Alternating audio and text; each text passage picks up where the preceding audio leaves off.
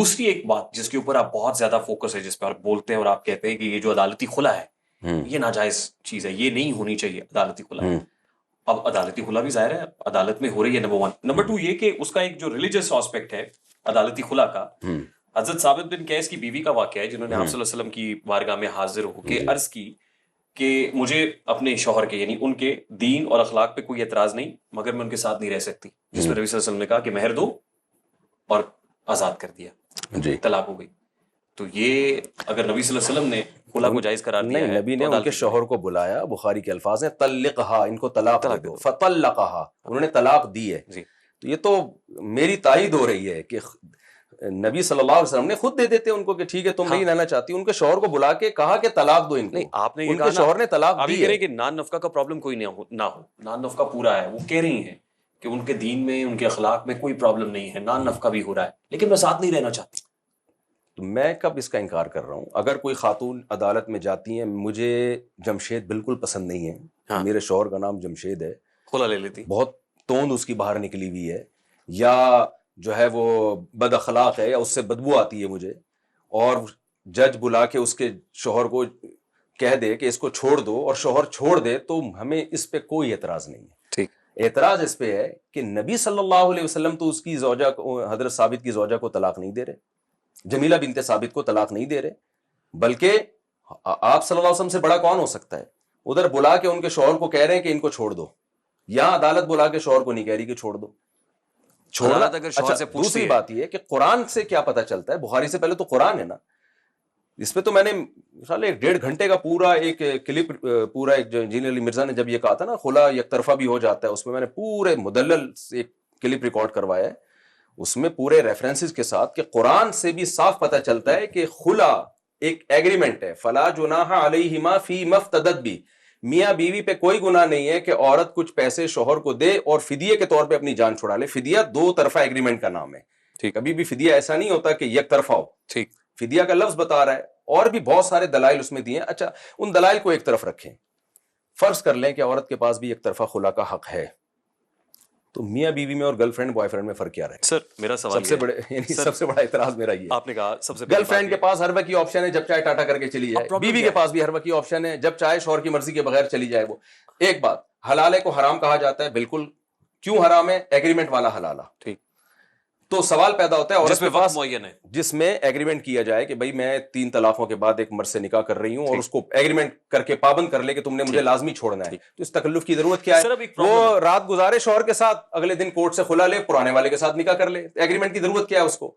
تو یہ تو پورا نظام تباہ و برباد ہو جائے گا اس خلا کی بیس پہ. یہ تو شریعت تو بات کی چیز ہے، کامن سینس کے بھی خلاف. مجھے لگ رہا ہے سر ریاستی قوانین شرعی قوانین سے متصادم ہو رہے ہیں، یہاں پہ ہو رہے ہیں، 100% ہو رہے ہیں. یہ تو کیا کر رہے ہیں سر؟ میں چیخ رہا ہوں، میں نے وفاقی شرعی عدالت کے جج کی توجہ دلائی، بھائی آپ کیا کر رہے ہو.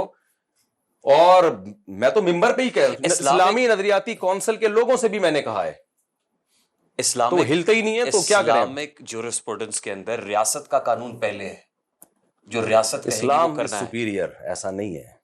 پھر ریاست ہی بناتی رہے، 5 نمازوں کو 4 کر دے وہ، پھر یہ 3 طلاقوں کا قانون بھی ختم کر دے. پھر تو سر علماء کا کردار ہے نا. 100% علماء کا کردار ہے. اور اس میں دیکھیں یہ قانون ایسا نہیں ہے کہ اس پہ پہلے ڈیبیٹ ہوئی ہو، پھر علماء سے مشورے لیے گئے ہوں، فتوے لیے گئے ہوں، اس کے بعد اس کو کورٹ میں نافذ کیا ہو. نہ جنرل مشرف نے ایک آرڈر دیا، ڈنڈا چلایا، اور اس کورٹ کو آرڈر دیا کہ آج کے بعد کوئی عورت اگر آئے گی تو اس کو آپ نے خلا کی ڈگری پکڑانی ہے، چاہے اس کا شوہر راضی ہو یا نہ ہو. شوہر کا، ایک منٹ میری بات کمپلیٹ ہو دے نا، شوہر اس کا ظالم ہونا ثابت ہو یا نہ ہو. یہ جنرل مشرف کا ایک آمرانہ حکم تھا. اس وقت جنرل مشرف کے ساتھ جن دینی اسلامی تنظیموں کا اتحاد تھا وہ مجرم ہیں. انہوں نے اس پہ خاموشی کیوں اختیار کی؟ فی زمانہ رہا ہے سر. راشد دانوتوی، علامہ رشید گنگوہی صاحب، اور پھر محمود الحسن دیوبندی صاحب، پھر اس کے بعد انور شاہ کاشمیری صاحب. یہ وہ نام ہے. ایسے علماء کیوں نہیں آ رہے سر؟ کیا کوئی فالٹ ہے کہیں پہ؟ کوئی پرابلم ہے؟ نرسری ٹھیک نہیں ہے؟ دیکھیں علماء ہیں لیکن میڈیا پہ نہیں ہے. اسلامی نظریاتی ہمیں کہنے تھے کہ پاسباں مل گئے کعبے کو صنم خانے سے، کیا کرے سر؟ تو یہی تو میں بھی رونا رو رہا ہوں. ابھی میرا جو ریسنٹلی کلپ آیا اس میں تو میں نے کتنے سخت الفاظ کیے ہیں کہ وہ علماء بھی مجرم ہیں جو اس عدالتی خلا پہ خاموش ہیں. سر 26ویں آئینی ترمیم پاس کرانی ہوتی ہے، سب خم ٹھونک کے میدان میں آ جاتے ہیں. وہ سیاسی معاملہ ہوتا ہے, سب علماء کا یہ آپ ان لوگ سے پوڈ کاسٹ پریس کانفرنسز کرتے ہیں. جی میں ان کا دفاع نہیں کروں گا اس میں, یہ مجرمانہ خاموشی ہے. پورا فیملی سسٹم ہمارا تباہ ہو رہا ہے عدالتی خلا کی وجہ سے.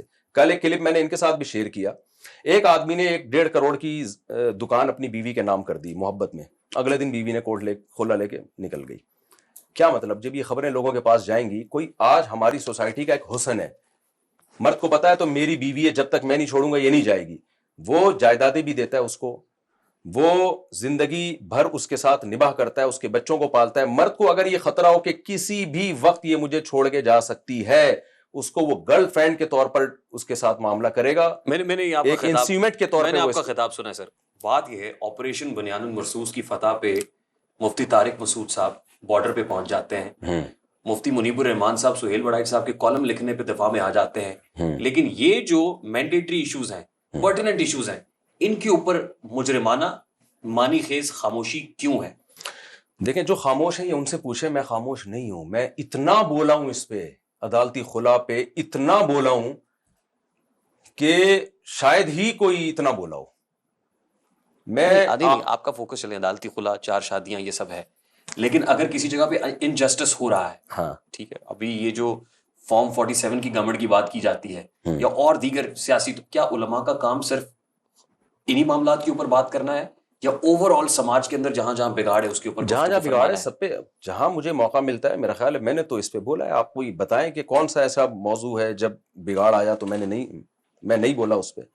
یہ تو آپ نے چونکہ عدالتی خلا کی خود ایک مثال چھیڑی ہے تو میں نے, کیونکہ آپ اس پہ بات کرتے ہیں نا. ہاں تو آپ نے چھیڑی ہے نا, اور اس کے اوپر ہم ٹھونک کے میدان میں آنا چاہیے, اور آپ کہہ رہے ہیں کہ آپ کرتے ہیں. جی جی. پھر بہت سارے ایسے معاملات ہیں جہاں پر ناحق کسی کو قید کر دیا جاتا ہے, قید و بند کی صحبتیں برداشت آج بھی کر رہے ہیں. پولیٹیکل پارٹیز کے بہت سارے پرابلمز ہیں, ان کو آئسولیٹ کیا جاتا ہے. لیکن میں یہ کیوں کہہ رہا ہوں, تاثر ہے علماء کے بارے میں کہ وہ وہاں کھڑے ہوتے ہیں جہاں ریاست کھڑا کرنا چاہتی ہے, وہ وہاں پریس کانفرنس کے لیے آ جاتے ہیں جہاں ریاست پریس کانفرنس کرانا چاہتی ہے, وہ ایک انگلی سے ہانکے جاتے ہیں. نہیں, میں اس میں آپ کی رائے سے اتفاق نہیں کروں گا. بہت دفعہ علماء ریاست کے اگینسٹ بھی گئے ہیں. بتائیے سر. اور یہ تو سیاسی اختلافات چل رہے ہوتے ہیں, کبھی اس طرف ہوتے ہیں, کبھی اس طرف ہوتے ہیں, کبھی حکومت نہیں, وہ اس طرف ہوتے ہیں جہاں ہوا ہوتی ہے. دیکھیں اب آپ اسپیسیفک کسی خاص جماعت کے بارے میں مجھے سر مجدد الف ثانی جیسے لوگ کیوں نہیں ملتے ہیں کہ جنہیں قید و بند کی صحبتیں برداشت کرنی پڑتی ہیں. دیکھیں قید و بند کی امام ابو حنیفہ, امام احمد بن حنبل, ان کو بھی برداشت کرنا پڑا. دیکھیں قید و بند کی صحبتیں بلا وجہ برداشت کرنا تو کوئی کمال نہیں. کوئی حق ہو نا, جس طرف خالی قید ہونے کا شوق ہے تو میں آ کے ایس ایچ او کو گالیاں دینا شروع کر دوں, ابھی تھانے میں چلا جاؤں گا تو ہیرو بن کے باہر آؤں گا. ملک میں انصاف ہے جی, ملک میں راوی چین لکھ رہا ہے, بالکل بھی انصاف نہیں ہے. تو اگر انصاف ہوتا تو سیکٹر 10 میں پانی آ رہا ہوتا.